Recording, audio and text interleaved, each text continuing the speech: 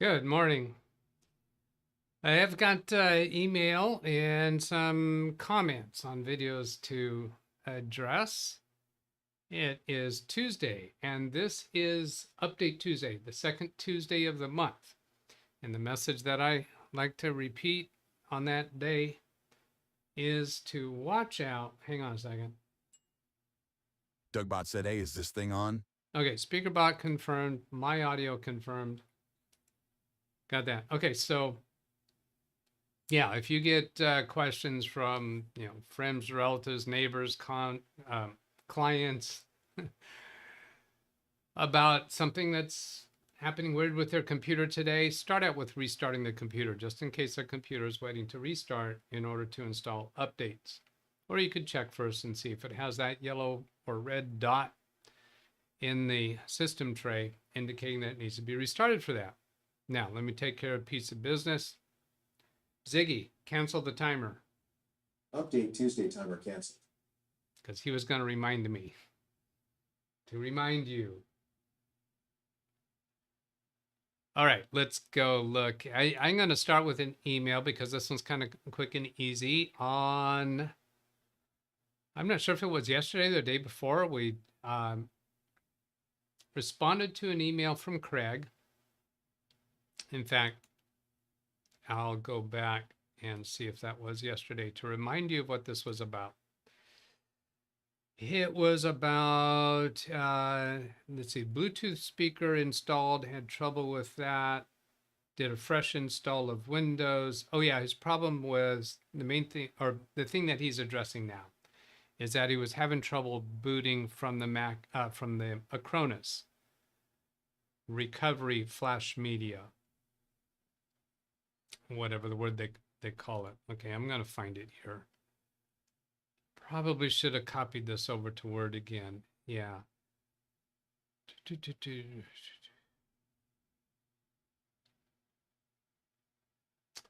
There, I could, when I went to change the boot order in BIOS to boot from the recovery media, I could change the boot order and save and exit the BIOS, but despite repeated efforts to boot from the recovery media, it just would not do it. So then he replied with an email to that. I'm not going to bring it up on screen. It says, thanks for your help. Just a quick follow-up. I did try and turn off secure boot and TPM to see if I could boot from the Acronis recovery media and still was unable to. But nevertheless, thanks for your help and keep up the good work. There were some other things that we suggested that might solve that, but he's already past that because he got Windows reinstalled on the computer. And I think he was just informing us that before he had sent that prior email, he had tried turning off secure boot. That did not help, which I didn't really think that was going to be the solution. So some of the other things we talked about yesterday might have been the solution, but I don't think he's going to go on any further to try to resolve that at this point. If he does, great. We'll hear back from him. So then, I'm just reacting to something that I saw. I'm wondering if anyone's had experience with this. As far as the conversation about the difference between HDMI and DisplayPort, when I hear people talking about that, I have not heard them explain this. Maybe read over it as a feature, but not really elaborate it. Is that DisplayPort? You can connect a DisplayPort and send your display to up to 3 different monitors. In this implementation, I think it's more commonly done with 2 different monitors. So it can be for duplicating the display or extending the display. There's extend.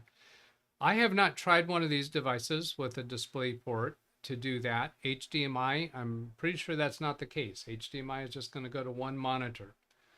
So I've also heard that DisplayPort is for business environment. Well, maybe anybody who wants multiple monitors off of 1 DisplayPort might be interested in it.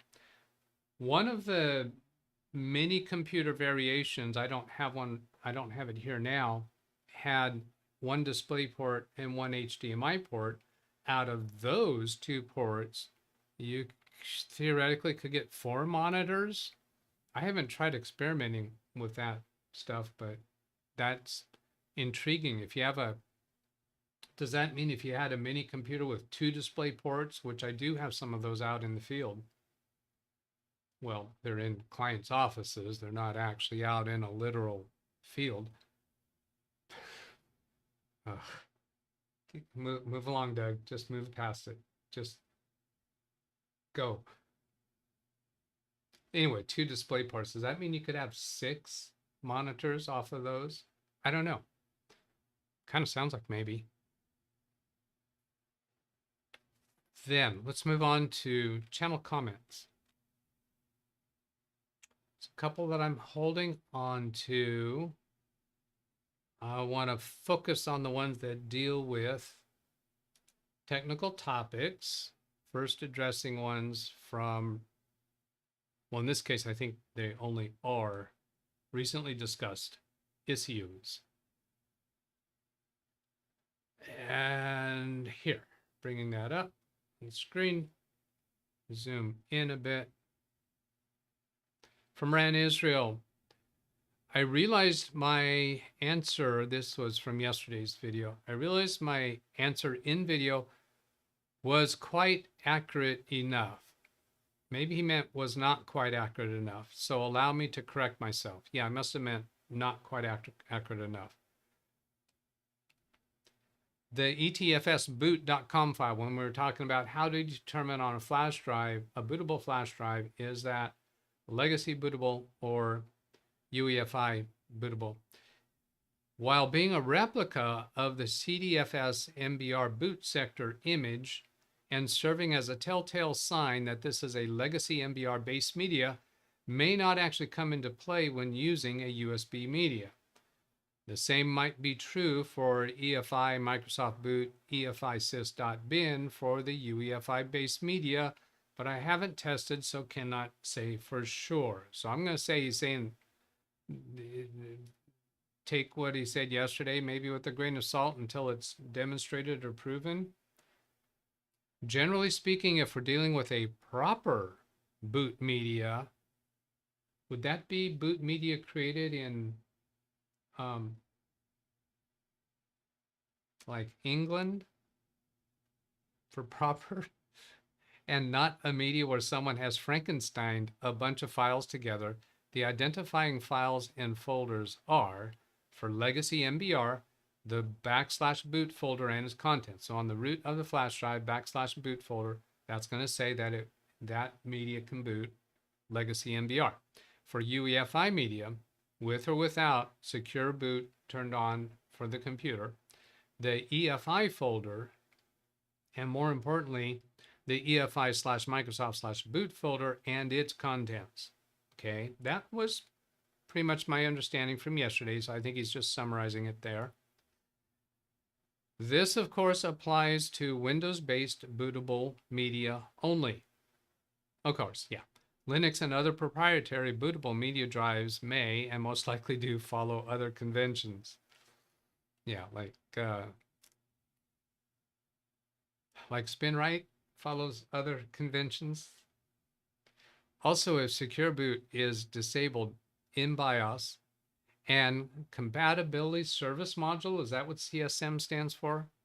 I think different motherboards label this differently, but basically meaning legacy mode capability. If secure boot is disabled in BIOS and CSM is enabled, a dual legacy UEFI media should appear twice in the bootable devices menu, once as a UEFI device and once as a legacy device. I have seen that. I have seen that and known that I need to choose whichever one that I want to boot in. And that would be a way to demonstrate that when you're doing a Windows install, if the drive that you're using had already been prepared as a UEFI device, and now you're booted from the Windows media as legacy, I think then you'll get that message that's saying Windows cannot be installed on this drive or on this partition or something like that. And I think the alternate is true too. It might be that it exists in one variation but not the other. Have not tested that, not sure. If secure boot is enabled and or CSM is disabled, that's the compatibility function. So if secure boot is enabled, which is normally what we want with the UEFI system in Windows, a legacy only media will not appear as a possible boot device. So if your media has the capability of booting either way, but you have secure boot enabled or CSM is disabled, then that media is only going to boot in UEFI mode, as I understand it. I didn't. Oh, jeez, I didn't. All right, I pressed the video link button, do the thumbs up and heart, reply. I'm not going to make you watch me go through all that again. I'm just going to leave that on screen. I'll deal with it after show. Doug, you know what? You could give me a read chat, please, or Houston, we have a problem, ! P, if you see me about to do that again. Okay, I'm doing it. I'm clicking the button. So there's the button, thumbs up and heart, and a reply, and then a paste. Ida Rivera, I have not heard from Ida for quite a long time. Hello, Live Windows Training, DougBetts. A short message to say hello to you guys, to you and the guys and gals. Awesome. Thank you for saying hello, Ida. Just wanted to let you all know I finally took the bull by the horns and successfully built my first computer from scratch. She went out and got the beach sand and bought the equipment to form that into microchips and made CPU chips and a whole chips. No, from scratch. And to my amazement, it booted. Awesome. We never doubted you for a moment, Ida. Lost for a while due to my husband's illness. So sorry. Taking care of him and his doctor's appointments consume most of my time now. Regards to all. From Ida Rivera. Awesome. Thank you, Ida. Say hello to Ida in chat. She's probably not here watching, but just say hello to Ida in chat. She'll enjoy reading your comments, I'm sure. Is there something else? I feel like there's something else I wanted to comment. Yeah, well, anyway, awesome, Ida. Glad to hear of it. And best wishes to what's going on with your husband. Yeah, and we miss you. We miss you. We miss you. We do. Indeed, we do. What we got here? Bunch of stuff here. Okay, this one. Watch this. I'm going to do it. Push the button. Push the button, Doug. And then reply. And then paste. From Greg M. Regarding the client and elevation request on a standard user on Windows 11 that I mentioned during last Saturday's show. Oh yeah, I remember. The more choices link had already been clicked on in that screenshot during the show. He kind of wasn't really sure, but he has since then verified that apparently. Had already been clicked in that screenshot that I had provided. It showed Windows Hello and a pin entry box, which the user swore he had no idea what the pin was. I've been down this road before, exactly this road. I was mistaken regarding the Windows 11 being home. It was not home. It is in fact Pro. And I implemented the security policy. So he did the security policy solution that I think the AI came up with, because I think this is copy and pasted from whatever AI, I think I used Gemini then. It was option 1, disable Windows Hello for admin prompt. Press Windows R, type secpolicy.msc and press enter. Yeah, so since it wasn't Windows Home, he didn't have to do that enable GP edit technique. This won't work on Windows 11 Home. See option 2 below. This is what was said by the AI, not by Greg. Navigate to local policy, security options, find the policy, user account control, behavior of the elevation prompt for standard users. Set it to prompt for credentials on the secure desktop. This forces a username password prompt rather than Windows hello. This is more from the AI, I think. Rebooting the computer, logging in the standard user and trying to run everything as administrator. No, this is from Greg. As administrator, elevation popped up in the same window. Clicking on more choices again displayed the two options, Windows Hello or PIN. This time though, here's the path I have been down before. This time though, in the PIN field, I told the client to enter what they swore was a password. Lo and behold, everything app was elevated to administrator.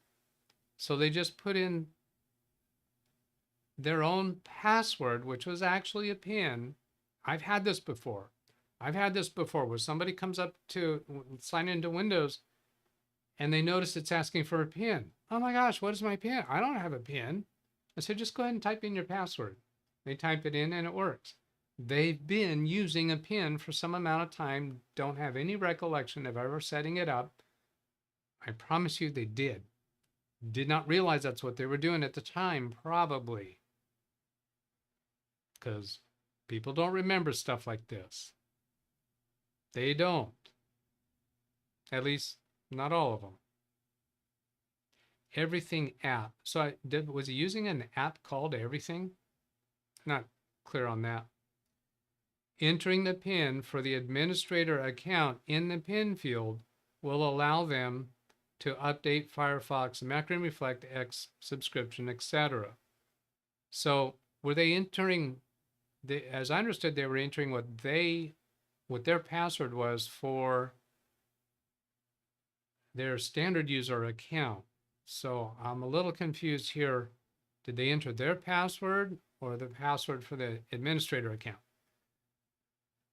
I doubt that implementing the sec poll setting as mentioned in option 1 had any effect on fixing this issue. Yeah, he had already done the security policy entry, but then when he got back to that prompt, it apparently was already operating the way they needed it to, just did not try putting in the existing password. Yeah, Greg M is saying they entered the password for the administrator account. That's what that read chat please was for. Everything is a search tool for Windows, Wintermute says. So if I do Windows key, everything, do I get that? No, maybe it's some third-party search tool I'm just not familiar with, because I know nothing. Yeah, void tools, I guess.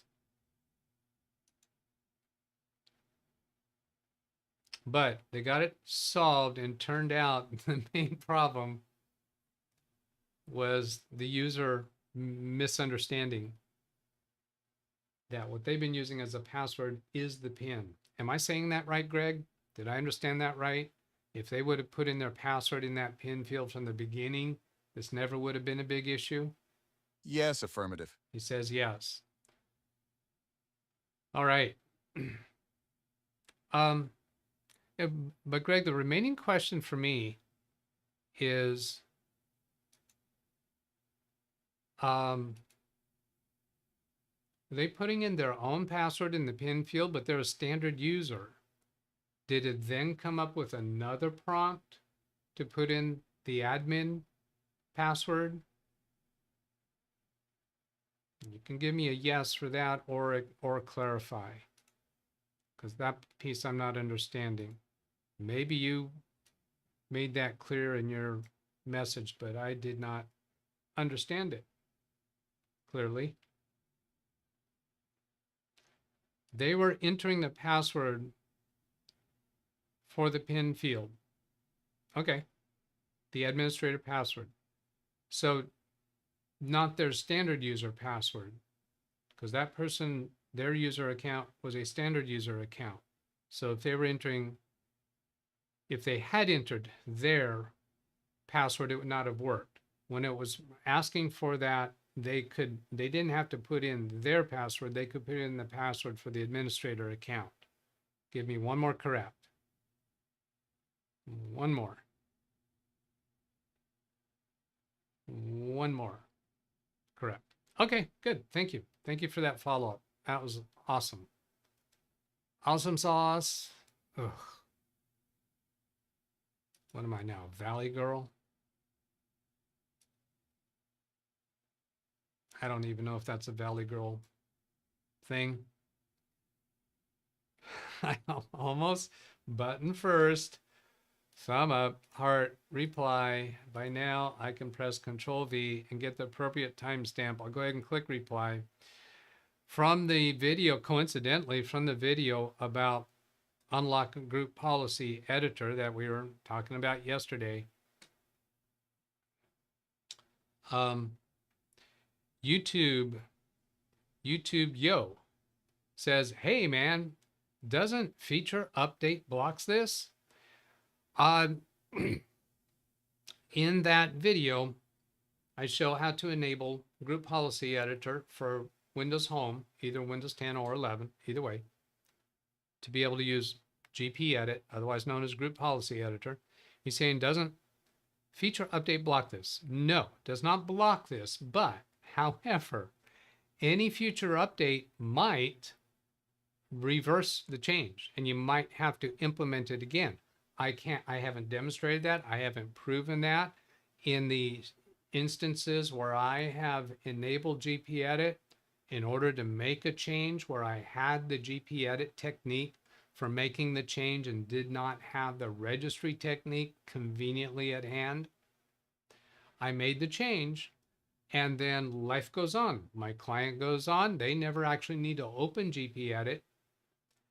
I have never had to go back and re-implement whatever fix that was. So I don't know if GP Edit is still working on those computers, and I can't recall a computer that I did that on. But even if a Windows update reverses the access to GP Edit, it should not reverse the registry change, because as far as I know, in every case, and I could be wrong about this, I'm saying this kind of extreme so that people in chat might correct me if they know differently. As far as I know, every time you use GP Edit to do anything, it's making a change in the registry. It's simply a convenient way to make a change in the registry. Now, I don't want to say simply, because in the corporate environment or when you're dealing with a domain server, it has a lot more functionality. But on a home computer, Windows Home, Windows 11 Home, 10 Home, anything you're doing there is going to be for the purpose of making a registry change. So if GP Edit becomes no longer accessible due to a future Windows update, your registry change should still be intact. Now, YouTube Yo, because of that, you asked this question. I'm going to assume that you did not read the description in this video. Here's that video, Unlock Group Policy Editor on Windows Home Editions. I mentioned that in the description.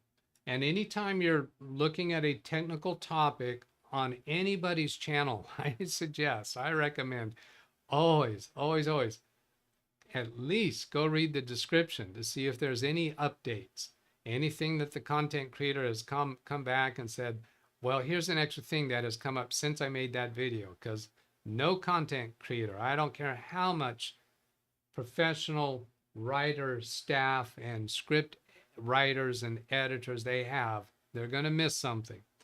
So reading at least the description, but also come down to the comments. Look specifically for a pinned comment. In this case, YouTube highlighted this comment. And what I said here in the description, please note that a future Windows update could potentially make GP Edit inaccessible, requiring you to repeat these steps. To save time, consider storing the batch file that I present in that video in a convenient location for easy access. Okay, so YouTube, thanks for asking. Gives me the opportunity to point out the usefulness of the description and to answer your question. I think you must already be aware that we're here intentionally intending to be 6 days a week to respond to people's questions, whether they come by comments on videos or by email. Now, have I dealt with everything that I want to deal with here? The only one that I need to come back, let's see, I finished those replies for Ida. I think I did that timestamp correctly for Ida, but I'm going to double check that after showtime. All right, I'm going to come over to chat and see if there's any questions in chat today. I'm going to start by looking for Orange. I've already dealt with things that have come up with SpeakerBot. Orange, orange, orange. Nada. Okay, cool. And let's look at some recent comments. Let's see, there's some chit chat going back and forth on technical topics. Okay, so nothing at the end that I wanted specifically to address. Steve McCure showing up on this screen at 8:58, but on OBS, I see John Williams saying, I will not be around this morning for your live stream. I will catch the show later. Have a great day. Chris Garrett says it's better to be a Doug than to be a Ken. Hello, Alice and Rick Lakes, Jeff Ryman, Mike Wojcik. Let's see, that is 8:57. Catching some more other hellos here. Steve Dodd, hello. Selden Ball. Lawrence Pierre. Hi, one and all in the chat. Brian Lightfoot. Uh-oh.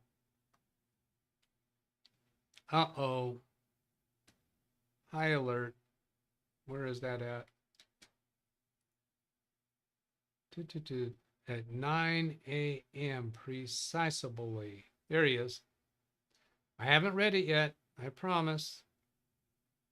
Oops, I gotta click on that one. Did you hear about the mathematician that was afraid of negative numbers? He'd stop at nothing to avoid them. Yeah, I smelled that one coming. Yeah, you didn't get a chuckle. Sorry, no points.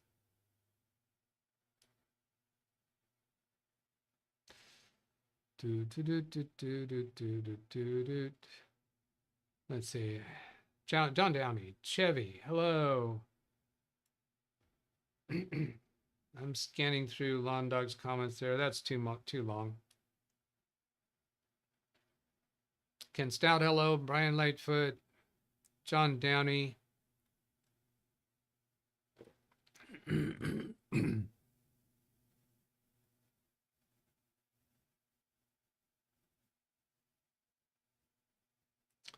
Would Rufus create a drive not be proper? Interesting. If when you're using Rufus to create a drive, a flash drive for like installing Windows, does it give you an option to enable legacy support or CSM support? If it does, then I'm going to expect to see the normal proper boot folders. Why, certainly. And somebody says, yeah, Wintermute says yes. So he's saying yes. It'll show those normal folders as described earlier in today's show.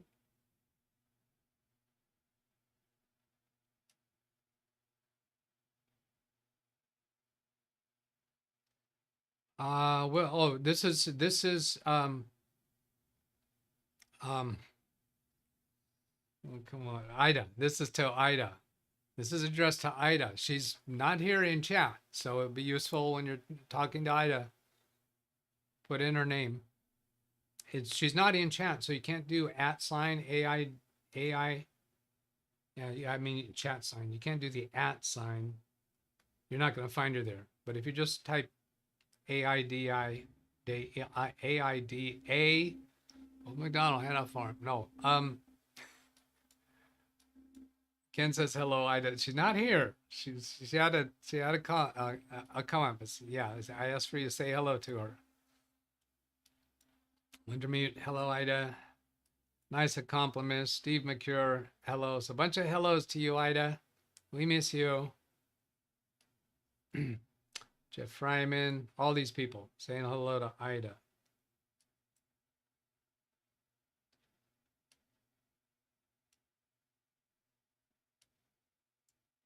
One of our several cherished members from the kinder, gentler. Is that sexist to even say that? Well, the other gender? The ones we don't have enough of around here. Come on, ladies. We'd like to have some more women around here. Charlie Purdy. Hello.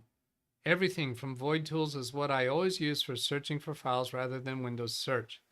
Does that have to be done in admin mode? Or is that an option to open it in admin mode?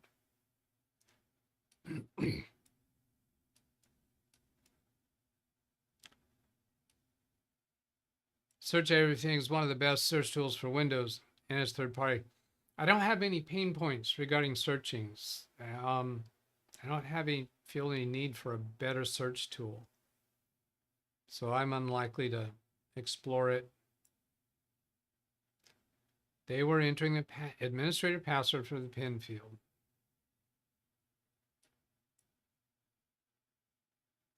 Oh, this interesting. Unless they, of course, they set them both to have the same value. So the same password for the standard user account as the admin account.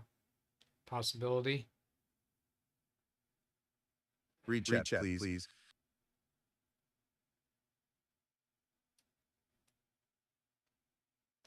Get to this last read chat. Selden Ball. Admin mode is optional for that search tool.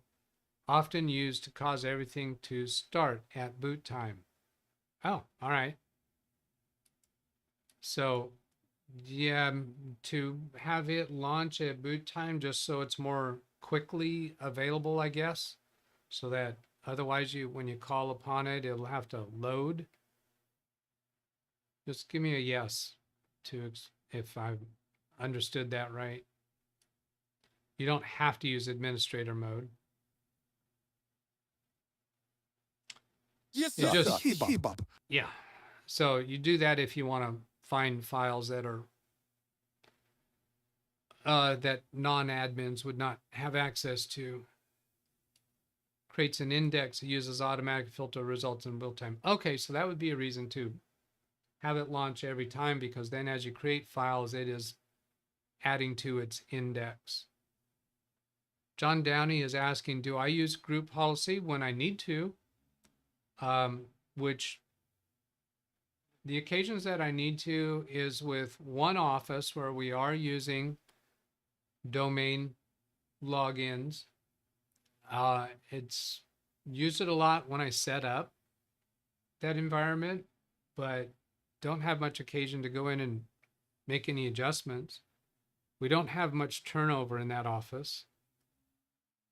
And then the only other cases is when there's some trouble that I'm having with a client's computer and there is a group policy editor solution for it. And sometimes I'll go find the registry equivalent and use that, or sometimes I'll do it with group policy. If it's Windows Pro and I have a group policy solution in front of me, I'll just use that. If it's Windows Home, then I might go find the registry equivalent rather than enabling group policy. All right, I think it's time to shut down. Yeah. Just questioning myself whether there's anything else that I want to deal with now, and I do not think so. After the show is over, I'm going out to a client's office, fairly new client, and they want me to review their backup systems and see how everything's going and see if I need to make any changes. This client came to me by a referral from another new client, which came to me by a referral from a 30+ year client. I think it's been over 30 years for that other client. And they're, the reason why they came looking for somebody else is that their prior technician died. Sorry. And they were happy enough with that person. But anyway, Doug, that was a sad note to end on. All right, there's the email address if you want to send a question for myself in the chat room to respond to, or you can leave a comment on any video. And with that, I will. Yesterday I pressed the wrong button. Did anybody notice that none of my end screens went? It just boom, out of here. I mistakenly pressed the begin stream button instead of the end stream. After I pressed that, nothing happened. I didn't see my end screens. I thought I was still broadcasting. So I continued talking to you. You missed that. Sorry, too late. You can't have it. Have a great day, everybody. Goodbye. Redirect.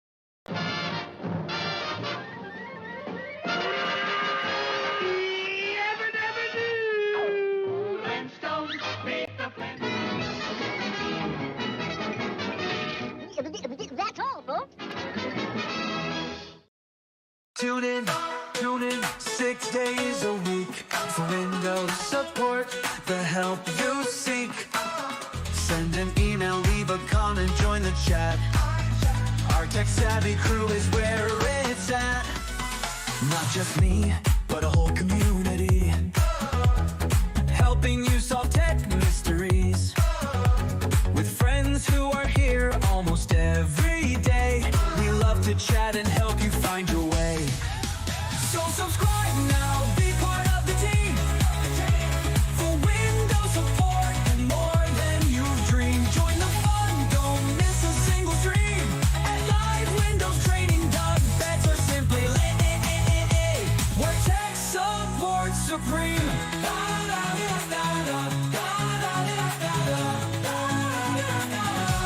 Where tech support supreme.